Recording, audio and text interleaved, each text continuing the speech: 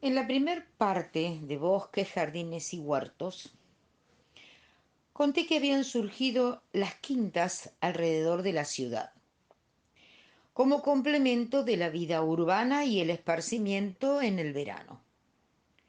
Cubiertas de árboles frutales y parras que brindaban sombra, era un delicioso refugio estival. La pampa casi no tenía árboles y la forestación que se ve, quesillos que mencioné, fueron diagramados porque había pocas especies originales.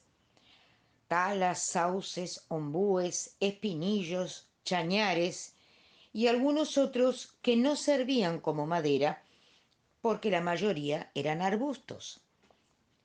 La incorporación de la arboleda ayudó a amortiguar los efectos del clima árido y el viento pampeano, originando un microclima como un oasis, brindando amparo a la edificación del lugar, álamos y paraísos, que estos eran de origen asiático, armaban una avenida y algún ombú ofrecía su sombra fresca.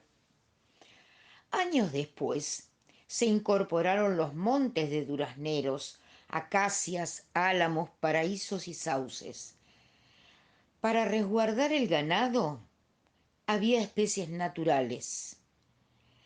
Se los preservaba de los vientos y del calor del verano. Los árboles frutales para reparar las casas, huertas y cultivos. Y con la introducción del álamo se crearon las primeras cortinas contra vientos. Según el uso que requiriera, se alineaban o aglutinaban variedades y se incorporaban las avenidas de entrada, con los eucaliptos considerados medicinales. De las simples construcciones de pocas habitaciones que en un principio había, con un corral de palo a pique, o sea, corrales realizados con elementos que brindaba la naturaleza de la zona, piedras, tierra, cinacina, talas, tunas y los postes de ñandubay. José Hernández decía que faltaba madera en esta zona y que no había medios que las proporcionaran. Los corrales en principio también fueron zanjas. La provincia de Buenos Aires fue la primera en proporcionar palos de ñandubay, que bien enterrados y pelados aguantaban muchos años sin deteriorarse, brindando resistencia a la pared del corral. Se carecía de todo y la vida de campo imponía muchas limitaciones.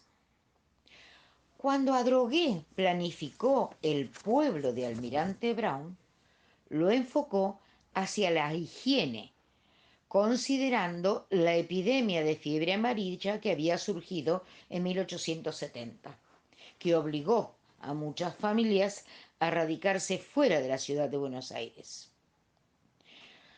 Una de las variedades elegidas por Adrogué fue el eucalipto. Y acá me detengo en un poema que decía Borges: en cualquier lugar del mundo en que me encuentre, cuando siento el olor de los eucaliptos, estoy en Adrogué.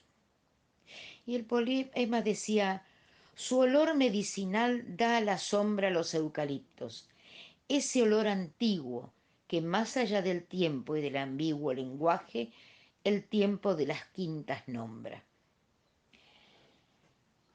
Bueno, era un gran desinfectante, dijimos, el eucalipto, y de sus propiedades para combatir el paludismo y preservarse de la influenza.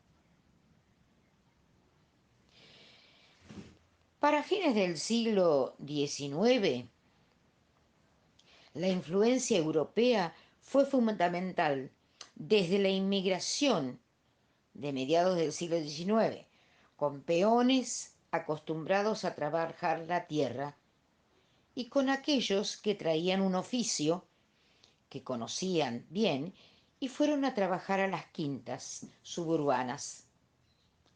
desde ellos hasta los paisajistas que le dieron una impronta francesa o inglesa en medio de nuestra pampa bonaerense. Dicotomías, ¿no? Tanto europeo en un campo de la provincia. Bueno, se fueron parquizando y haciendo jardines en las quintas, en los grandes espacios libres. Y estos trabajos, estas parquizaciones, tiraban mucho al europeo. Entonces teníamos de Pereira Iraola o de Prilidiano Pueyrredón diseños, parquizaciones en las estancias que ofrecían, como por ejemplo el arquitecto Thais, el estilo francés o el pintoresquista de los ingleses. Todo eso en la vastedad de la pampa argentina. Por eso hablaba de la dicotomía. Bueno, creo que con esto pude responder a la pregunta inicial de cómo llegaron, qué había o por qué se lograron esos bosquecillos que vemos al transitar por las rutas de la provincia de Buenos Aires.